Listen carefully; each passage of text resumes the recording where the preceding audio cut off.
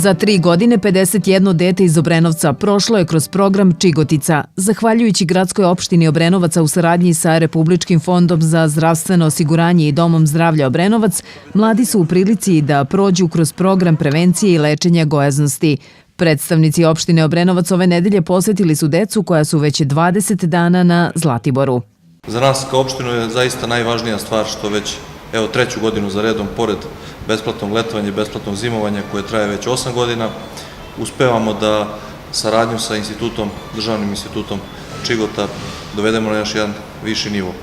Jako je važno da idemo u susret problemu, a taj problem je sve veći broj, da kažem, i najtežih oboljenja na teritoriji naše gradske opštine. Došli smo u situaciju da su maltene iščezle hronične bolesti, već kad nekog nešto zaboli, to je onda ono najgore i svi se onda u porodici i u radnoj organizaciji gde ta osoba radi angažuju da na neki način pomogu.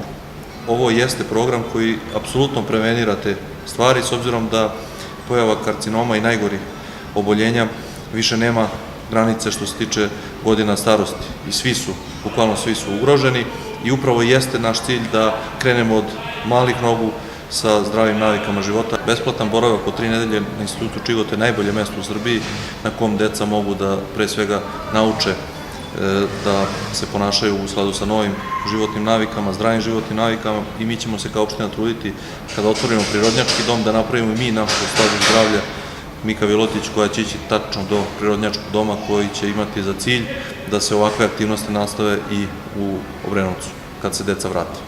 Deca dan počinju uz jutarnju gimnastiku, slede potom šetnje, vežbe u bazenu i sali, kontrolisani obroci, a u večernjim satima radionice u okviru kojih uče šta su dobre, a šta loše navike u ishrani.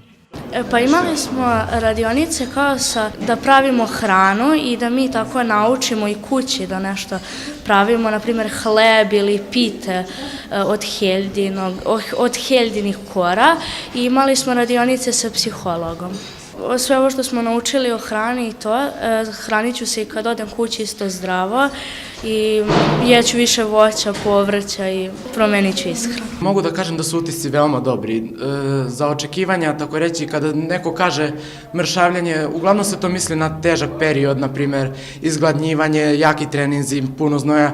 Međutim, ovde uz dobro društvo, uz vesele sestre uvek sve lepo prođe. Deca su zadovoljna, ne žale se, nisu gladni, nismo gladni, odlično je. Osjećam veoma veliku razliku pre nego što sam došao i posle, pre nego što sam imao 70 kila, sada sam većinom osjećam da sam smršao i da sam olakšao sebi, lakše dišem, lakše, imam više kondicije, sve je mnogo lakše. Htio bih isto da se zahvalim opštini Obrenovac što nam je priuštila ovakav boravak na Zlatiboru.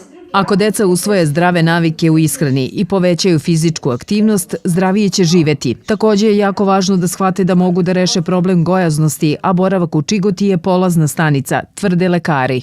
Puno radimo na njihovoj motivaciji da sami prepoznaju značaj rešavanja ovog problema, da budu spremni i da kada se vrate kući imaju zaista neophodnu podršku pre svega roditelja, okruženja, škole, same opštine. Jedan odličan primjer je kako opština Obrenovac podržava i vodi računa o prevenciji hroničnih nezaraznih bolesti upravo organizovanim slanjem gojazne dece u naš centar za prevenciju i lečenje gojaznosti. Pedijatri u Domu zdravlja Obrenovac nastavljaju da prate decu koja su boravile na Čigoti, a dosadašnji rezultati su zadovoljavajući.